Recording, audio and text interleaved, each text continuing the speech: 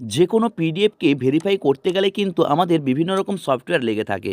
তবে আপনাদেরকে একটা সহজ পদ্ধতির মাধ্যমে কিন্তু সিগনেচার ভেরিফাই কীভাবে করতে হয় আমি কিন্তু জানাবো।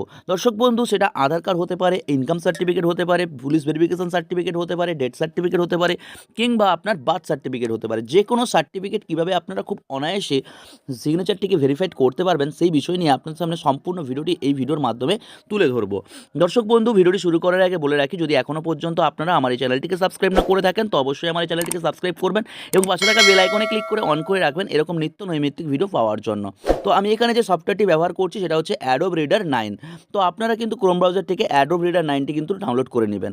এখানে যে ডকুমেন্টসটি দেখতে পাচ্ছেন সেখানে সিগনেচার নট ভেরিফাইড কিন্তু অপশনে দেখাচ্ছে। আপনারা যখন ডাইরেক্ট ক্লিক করবেন তখন কিন্তু সিগনেচার নট ভেরিফাইড বলে কিন্তু দেখাবে।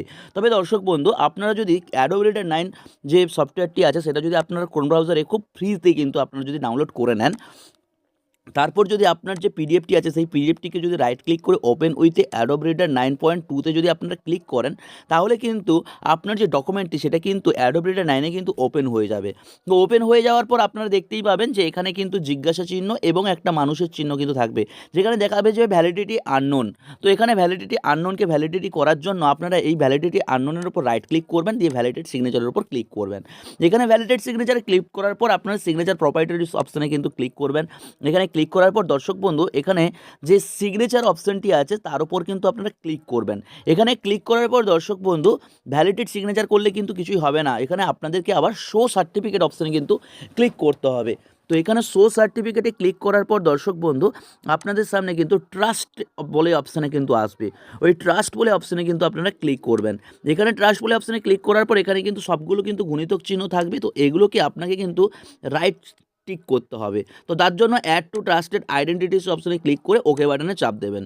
চাপ দেওয়ার পর এখানে যে সার্টিফিকেট ডকুমেন্টস আমি স্টেপ বাই স্টেপ যেমন দেখাচ্ছি তেমন কিন্তু আপনারা করবেন।